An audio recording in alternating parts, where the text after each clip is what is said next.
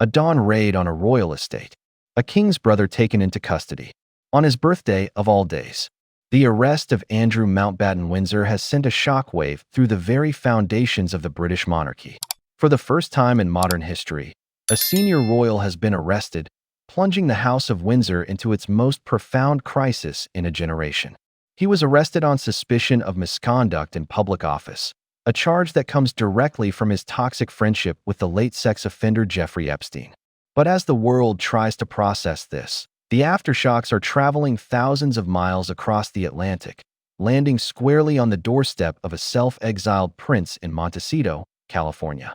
Because for Prince Harry, this isn't just another family scandal playing out in the headlines. It's a personal and public reckoning. Prince Andrew's arrest for misconduct has backed Prince Harry into an impossible corner.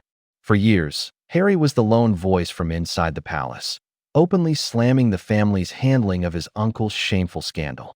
Now, as the wheels of justice finally start to turn, Harry has to face his own words and a series of impossible questions that pit his new life as a truth-teller against the undeniable ties of his royal blood. Did his crusade for accountability just trap him in a dilemma with no way out? Section 1. The arrest that shook the monarchy. The events of February 18, 2026, played out less like a royal drama and more like a quiet police thriller. On what was his 66th birthday, Andrew Mountbatten Windsor, the man once known as Prince Andrew, Duke of York, was awoken at Wood Farm, his modest new home on the Sandringham estate. It wasn't by birthday wishes, but by plainclothes officers from the Thames Valley Police.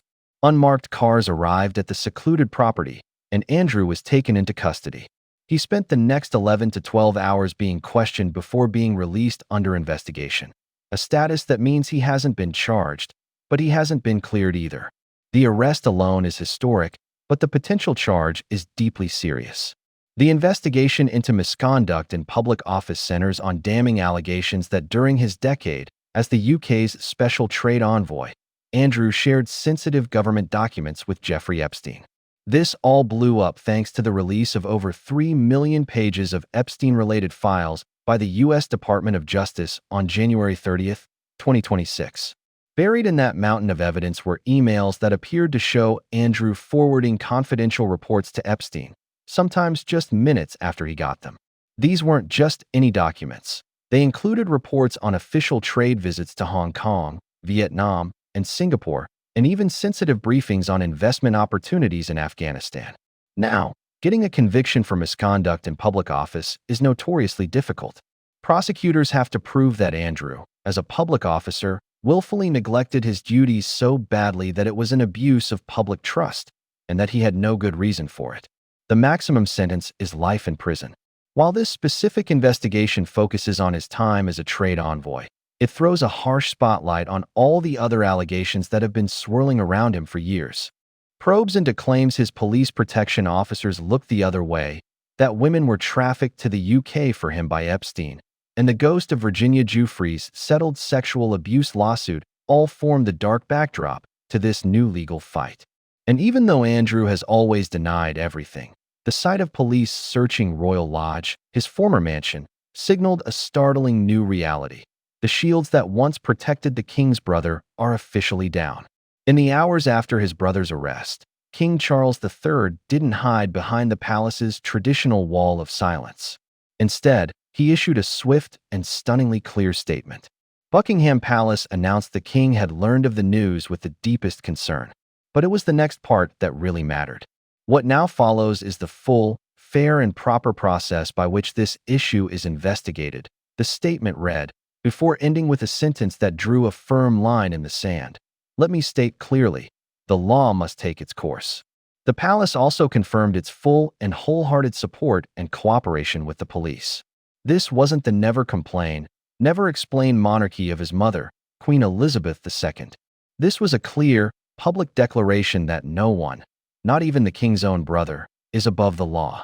It's understood that neither the king nor the palace got a heads up about the arrest, which just highlights how independent the police investigation really is. Charles' firm stance is the climax of a slow but deliberate process of cutting Andrew out.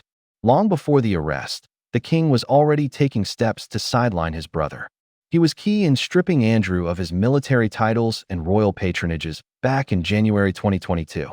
After their mother died, Charles had Andrew evicted from his huge 30-room mansion, Royal Lodge, and moved him to the much smaller Wood Farm. Then, in October 2025, a formal process began to remove all of Andrew's remaining titles and his Royal Highness style, reducing him simply to Andrew Mountbatten Windsor. Every one of these was a calculated move to protect the crown, to cauterize a wound that threatened to infect the whole family. Royal officials were reportedly hoping that by taking such strong action, the Andrew scandal would finally stop being a distraction. The arrest proves they can't control this story. But by publicly backing the police, King Charles has cleverly positioned himself and the monarchy on the side of justice. And in doing so, he has accidentally created a huge political headache for his youngest son, Prince Harry, whose whole brand has been built on accusing the family of doing the exact opposite. In January 2023, Prince Harry dropped his bombshell memoir, Spare. In it, he didn't just tell his own story. He took direct aim at the royal family's handling of Prince Andrew. He became the first and only royal to publicly call the situation a shameful scandal. Now, with Andrew's arrest, those words are echoing in a very challenging way. The sharpest jab at Andrew and Spare comes up when Harry talks about his and Meghan's security being taken away. He describes Meghan asking if he thought their protection could ever be pulled. He writes that he told her, "Never. Not in this climate of hate. And not after what happened to my mother." Then, he delivers the knockout blow. "Also, not in the wake of my Uncle Andrew." He goes on, writing that his uncle was embroiled in a shameful scandal, accused of the sexual assault of a young woman, and no one had so much as suggested that he lose his security. Whatever grievances people had against us, sex crimes weren't on the list. With those sentences, Harry didn't just share an opinion. He drew a moral line in the sand and stood firmly on one side. He contrasted his situation, losing security after stepping back as a working royal, with his uncle, who was still being protected by the institution despite the serious allegations. Sources close to Harry have since said he was long frustrated by being compared to his uncle, feeling it was totally unfair. Harry had served his country and never been accused of misconduct, yet he lost his security while Andrew was protected for years. In Spare, Harry became the family's conscience, the one person willing to call out the hypocrisy of the firm. He demanded accountability. A source close to him noted that he made his views on Andrew abundantly clear while other parts of the institution remained silent. And for being so candid, the source adds, Harry was vilified and ostracized. But now the tables have turned in a way he could never have seen coming. The institution he called silent is now speaking through its leader, the king, who is backing the rule of law. The family he accused of protecting Andrew is now cooperating with a police investigation against him. The system Harry challenged is being taken apart, not by his words from California, but by the actions of the very monarchy he left behind. And this leaves Prince Harry, the great royal truth-teller, in an incredibly awkward spot. His own words, once a weapon against the institution, have now become the yardstick by which he'll be judged. Andrew's arrest has created a personal and public minefield for Prince Harry. Every path he could take is loaded with risk.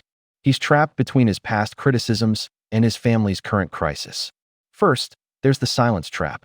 Since the news broke, Harry has been publicly silent, which makes sense. An insider suggested he isn't leaping up to start offering his 2 cents after making his views clear years ago. But for a guy who has built a global brand on speaking truth to power, especially against the royals, saying nothing now looks like glaring hypocrisy. People are going to ask, why were you so loud when the family was protecting Andrew, but so quiet now that your father is letting the law take its course? His silence could be painted as opportunistic, happy to use the scandal for his own grievances, but backing away when things get complicated. As one PR expert put it, he also doesn't want to be seen as not commenting, so he's in a very difficult position. Second, the attack trap. If he does speak out, what could he possibly say? Any criticism, like saying this is too little, too late, would look like he's kicking his family while they're down. It would just feed the narrative that he and Meghan are always exploiting family pain for their own gain. It wouldn't be seen as a principled stand, but as a cruel "I told you so." This path would burn the few bridges he has left and could tick off a public that might see King Charles's actions as strong and correct. It would make him look like a man incapable of showing any grace. Finally, there's the trickiest trap of all, the nuance trap. Maybe there's a middle ground.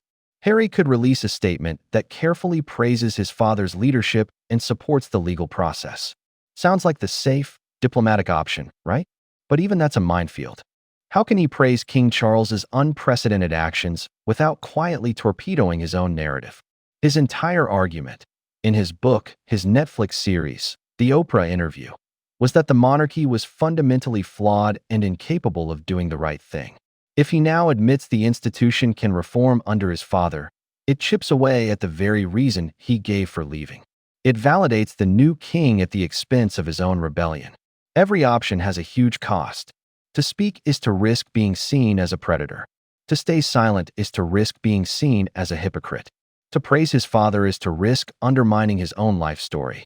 For Prince Harry, there's just no easy answer. This is a huge moment, not just for the monarchy, but for the Duke of Sussex. What do you think is the right move for him? Should he speak out and risk more family drama, or stay silent and be called a hypocrite? Let us know your thoughts in the comments below. While the potential charge of misconduct is the immediate legal threat, it's just one piece of a sprawling scandal that refuses to go away. Andrew Mountbatten-Windsor remains under investigation, a legal limbo that keeps the monarchy in a state of crisis. The fact that police searched both his current and former homes suggests they're casting a wide net, looking for evidence that could support not just the misconduct charge, but other, darker allegations that have been rumored for years. Separate law enforcement probes are still digging into the full extent of the Epstein network's activities in the UK. This includes investigating claims from a woman who says she was trafficked by Epstein to the UK for a sexual encounter with Andrew. Allegations that his publicly funded police officers may have helped or turned a blind eye to illegal activities are also being reviewed. The international reaction shows just how serious this is. Years ago, a UN report suggested Jeffrey Epstein's network may have committed crimes against humanity. The arrest has been welcomed by the family of Virginia Giuffre, who tragically died by suicide in April 2025, but whose voice was critical in keeping a spotlight on Andrew. Her family's relief that no one is above the law echoes a feeling around the world that the era of royal impunity might finally be ending. The government has said it will look into legal ways to remove Andrew from the line of succession entirely once the police investigation is over. For King Charles and Prince William, the goal is to contain the damage and project an image of stability. But as long as Andrew is under investigation, with a potential public trial on the horizon, the monarchy is in a dangerous spot, overshadowed by a scandal it can no longer control. This is the volatile landscape Prince Harry now has to navigate from thousands of miles away. The arrest of Andrew Mountbatten-Windsor is more than the downfall of one disgraced royal. It's a moment of reckoning for the entire House of Windsor. It has forced a modern king to draw a hard line between family and duty, publicly siding with the rule of law in a way that is both historic and absolutely necessary. The image of police cars on the Sandringham estate has shattered what was left of the monarchy's protective mystique. And in the middle of it all stands Prince Harry, at a crossroads he never could have seen coming. For years, he fought to have his truth heard, casting himself as the whistleblower against a silent, complicit institution. He talked about a shameful scandal being swept under the rug. But now, the institution isn't.